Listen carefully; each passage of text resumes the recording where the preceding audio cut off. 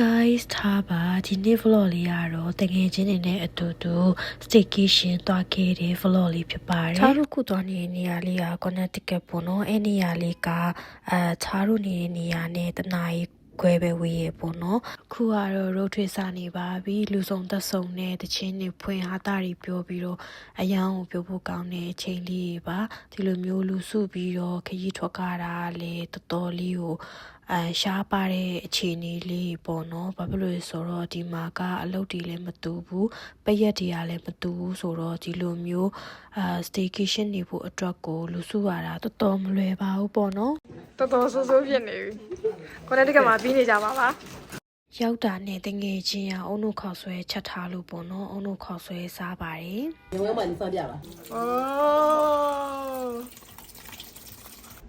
哎呀ဒီတိုင်းထားလိုက်တော့မြင့်တယ်တက် absolute line okay yeah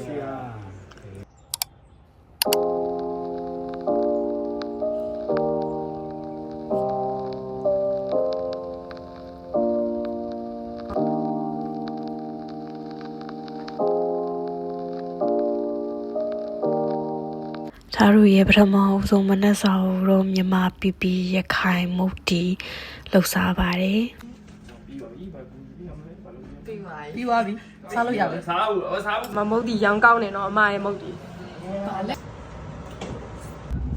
တို့ရေနေ့လေပိုင်းကြတော့မြို့ထဲခဏသွားပြီးတော့မြို့ထဲမှာလေဒါတို့နေ့လေစားခဲ့ပါတယ်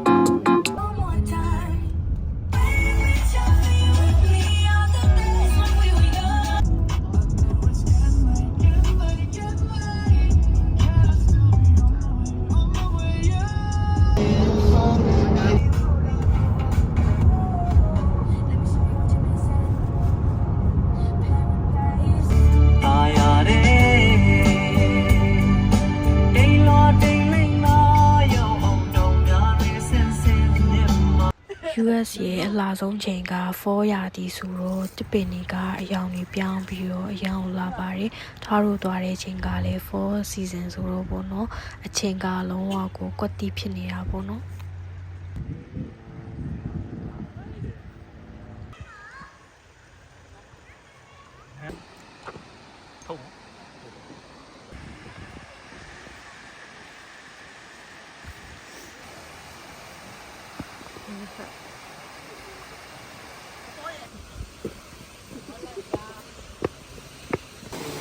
တောက်တယ်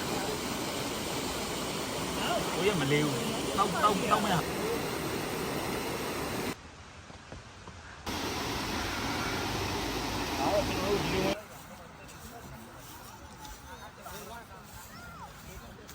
ဟုတ်လုံးညာကအင်ဂျင်နီယာပွဲဝါယူနေညာကဒီမှာကျန်ရနေတယ်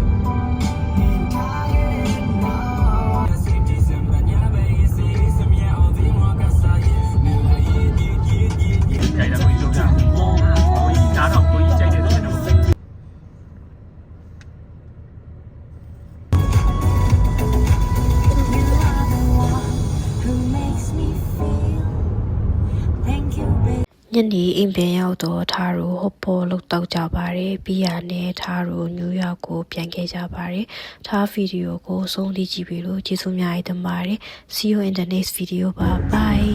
Photo booth time